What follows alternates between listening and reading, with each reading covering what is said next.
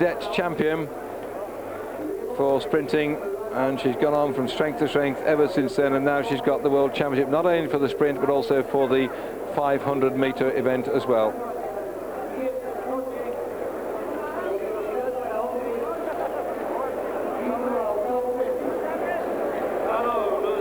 Moving on from the 500-metre time trial for women into the sprint, the 8th final of the men. And we've seen, if you've been watching it on Eurosport during this Friday night, in fact Saturday morning session, we're going to record the programme and then bang it out on the, well, Saturday today, not long after we finished speaking to you live. So if you're listening to it on a recorded version, please forgive me if I get a bit of a mix-up whether it's tonight or tomorrow morning. In fact, let's talk about the morning, shall we? Because it's, what, in England, 1:45 in the morning, I suppose. And let's talk about the morning then. This is the men's sprint 1/8 finals. But as far as Colombia is concerned, running some 6 hours behind Europe. We're now talking about 7:45 at night, and the whole thing being delayed by the bucket loads of the wet stuff that came out of the sky. And despite the plastic that they put on the track to try and stop it all from percolating down onto the inside of the track and down the surface, rain stopped play, which meant that it's going to be a very elongated program indeed. Nothstein up here.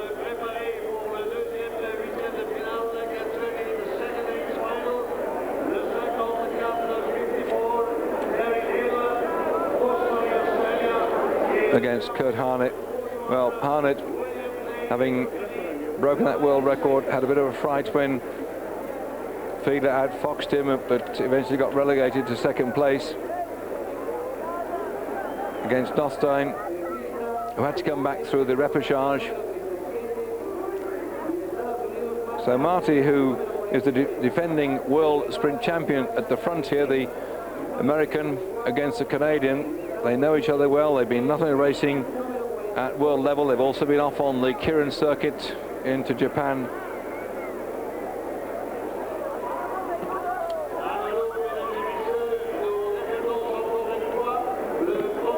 Of the two of them, certainly Nothstein at the front would prefer to go from the front, but he knows that Harnett is very quick indeed, having posted a world record time in qualifying, something that Nothstein couldn't do. And Nothstein, after his crash in training, probably lacks that little bit of edge, and I think he'd like to manoeuvre Curt Harnett into the front spot.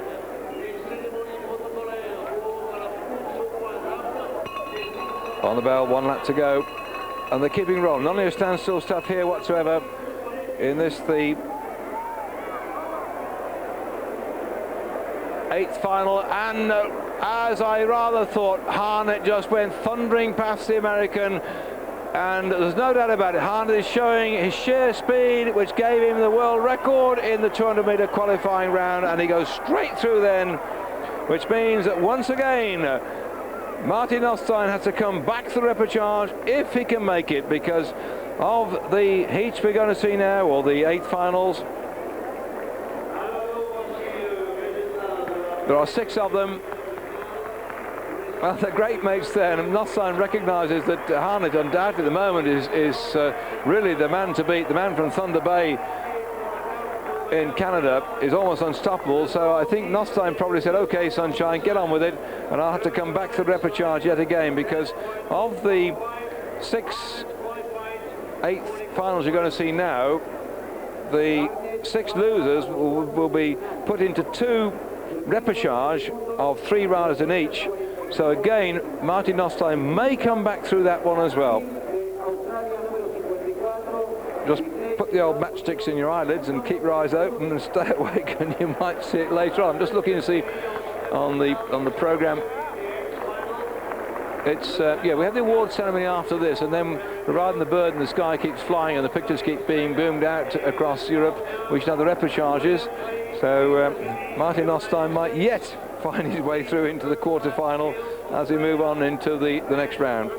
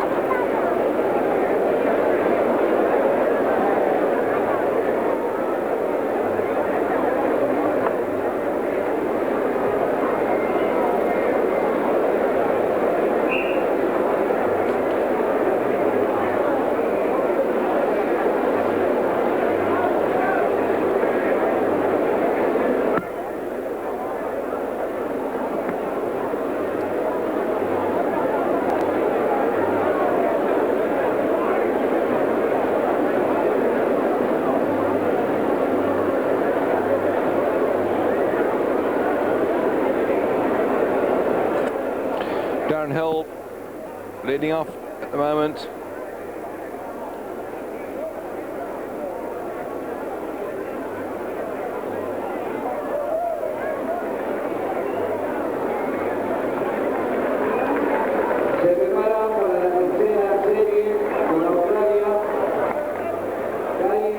He's got a very cheeky opponent here.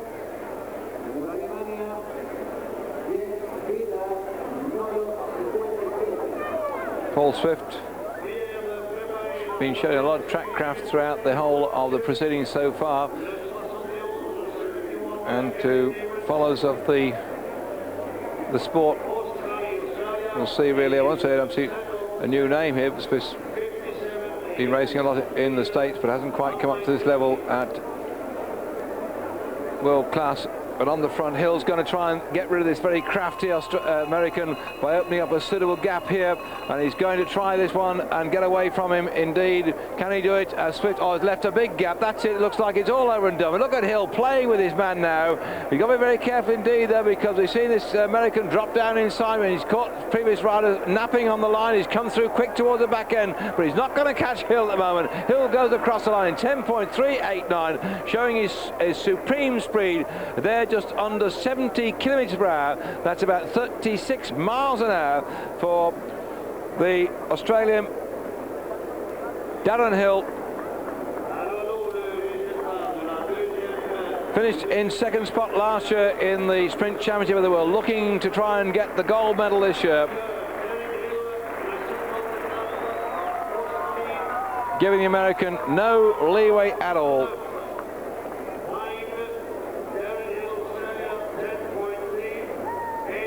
So that's a very clear victory as far as Hill is concerned.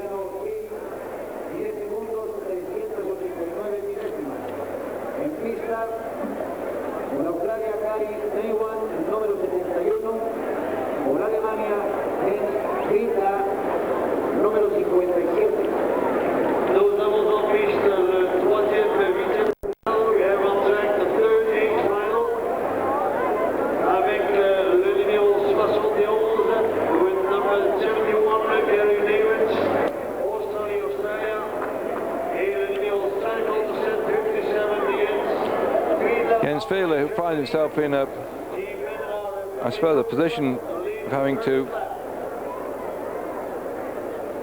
come back by the repechage, a bit stuffed from that perhaps.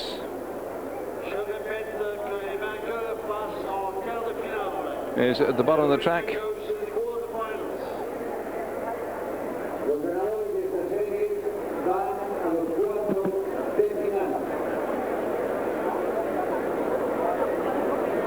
He's at the bottom of the track at the moment.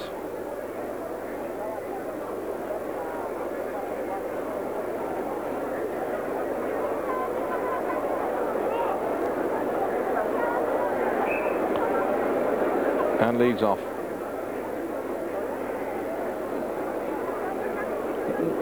He has to take the lead unless for some reason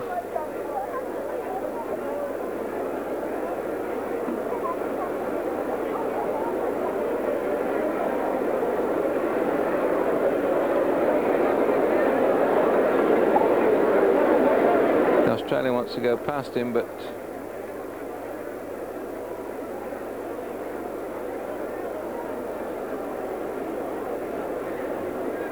he has to go at walking speed, Fiedler on the front, but I think what he's trying to do is out-psych his man here. Fiedler's been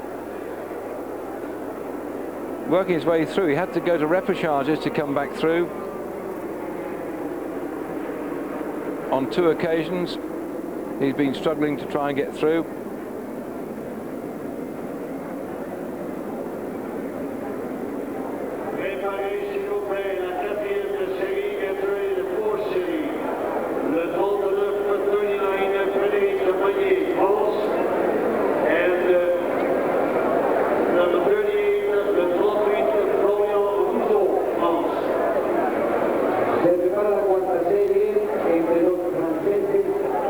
See the determination on the Australian's face. He looks so psyched up and ready to go.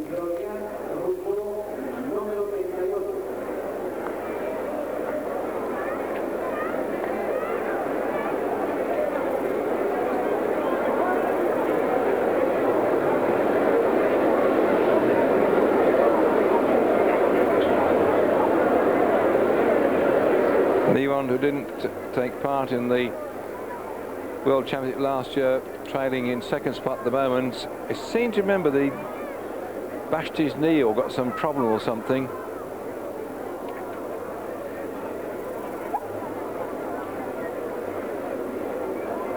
But he was world champion in 1993 when he beat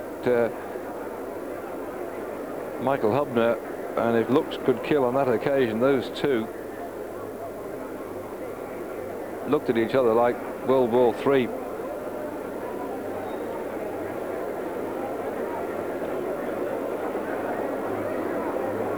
Fiedler, the world champion in 1991, on the front.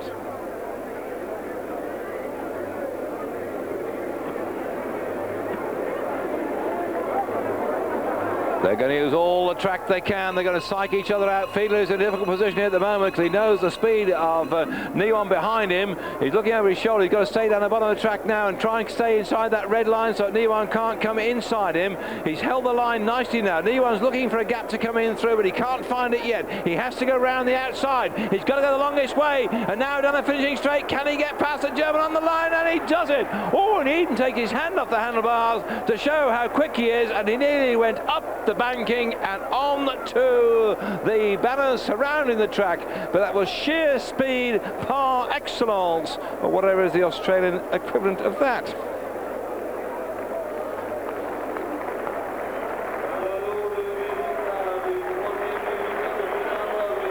Neiwand, third fastest in qualifying, also broke the world record for 200 metres in 9.935. Fiedler that bit slower. He was 6th, 10.036 in the qualifying rounds, but certainly Fiedler also broke the world record. We're watching top-class sprinting on Eurosport, and he has time to smile to the audience. Look at that.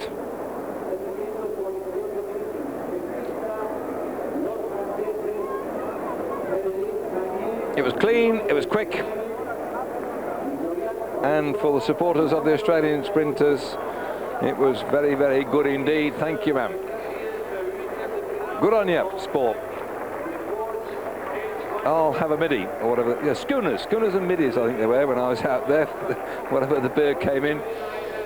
Ooh, well, Mr. Rousseau here, next to roll.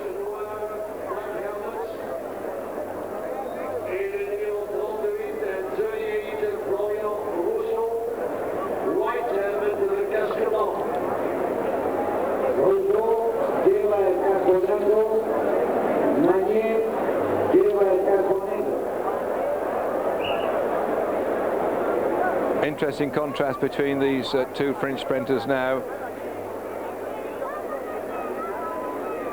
because Rousseau started out as being a kilometre specialist. That's 3 laps of the track from a standing start. World Junior and Open champion, whereas Magne's come through the sprint route on the tandem. He is the reigning Keirin champion, having won that a couple of days ago. They know each other well, these two.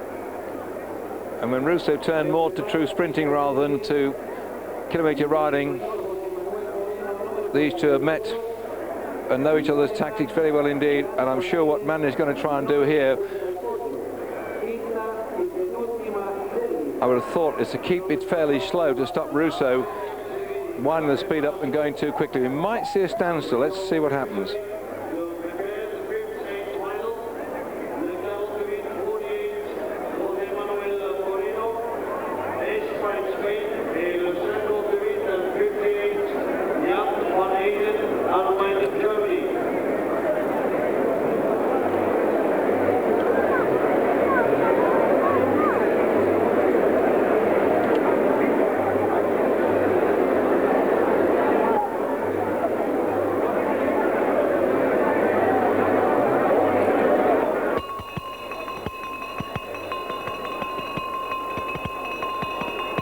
Kept the pace down, you see, Magne. That's, I think, a sensible thing to do. Trying to stall this one right into his last lap, because Rousseau, of the two of them, has, in fact, Rousseau's now gone, and Magne left a gap there. That's unbelievable.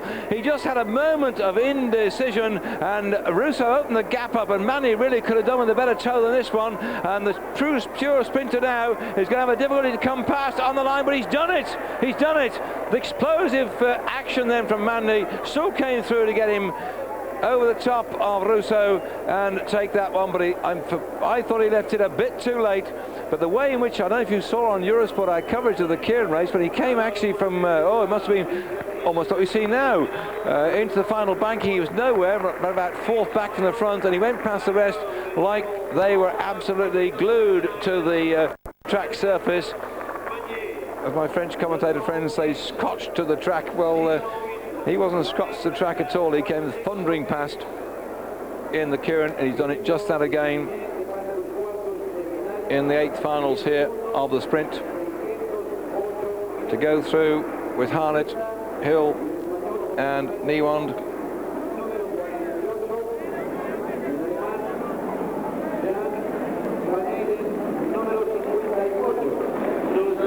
This then the 8th final.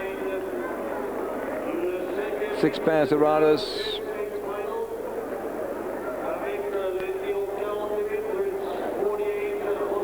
Moreno, I won't say he's surprised to get this far, but against all of the predictable outcomes, to see Moreno, who is really, again, a kilometre sprinter, coming through this far, not many people might have said that that would happen. And two for Van Eijden, who is, what, only 19 years of age, to get this far too. Bearing in mind, of course, that the losers will go into the repechage, 2 heats of 3. So chaps watching tonight being knocked out could still be back in for the quarterfinals.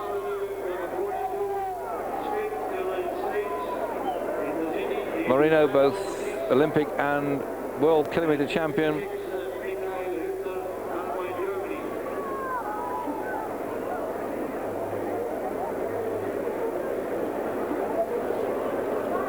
Now also involved in pure sprinting,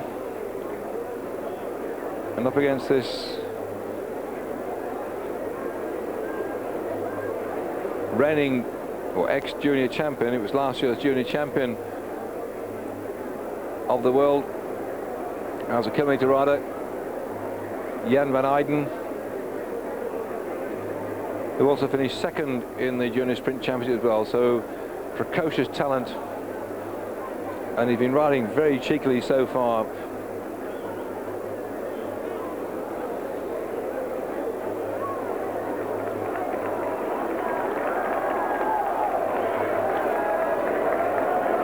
He's prepared to have a go, is Van Eijden, and I would think somehow that Moreno's got to watch the young German, who might well do and pull a few tricks out of the book.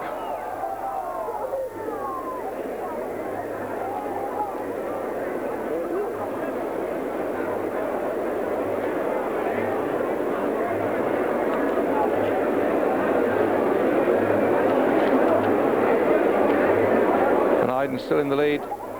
Moreno, with having that sort of kilometre speed. In fact, say Van Eijden, a kilometre junior champion, both of them are fairly well matched for long speed sprinting. It just depends how they're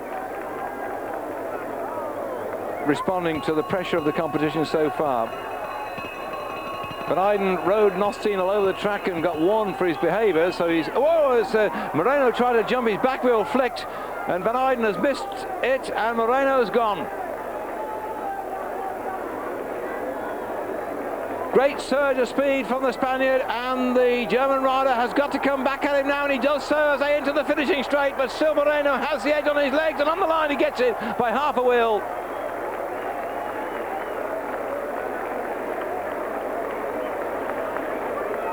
Straight, clean, and very quick. Moreno, the victor then of that round. And Van Eijden's got to go back in to ride off as the best of three in the repechage. And of course, as you'd expect then, with the Colombian speaking Spanish as well, that looking down there at a Spaniard winning this heat, they're going to be very happy that one of their kinsfolk took that straight, took it cleanly, and took it very quickly indeed.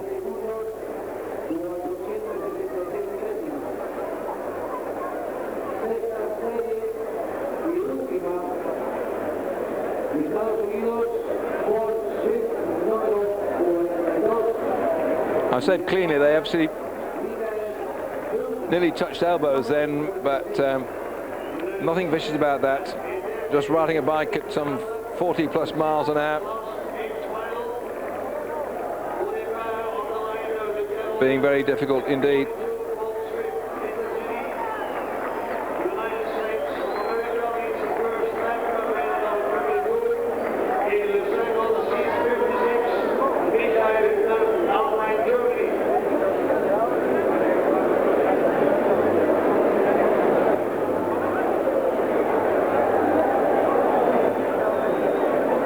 Early on for confusing Bill Clay with Hill in the second round, by the way, because we've now got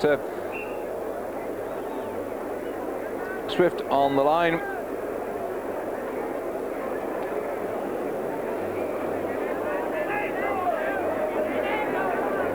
The provision of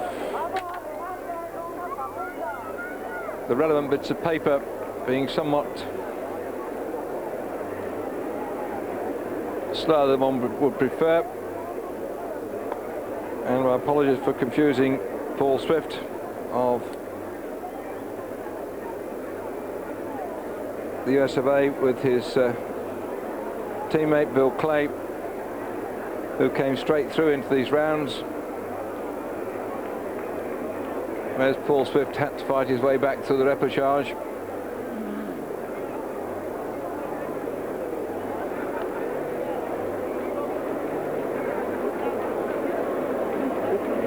And somehow I don't think that Swift, unless he's very crafty, having had to come back to the repechage. Oh, I think you've lost the picture. It went click, and what a shame, because we'll give you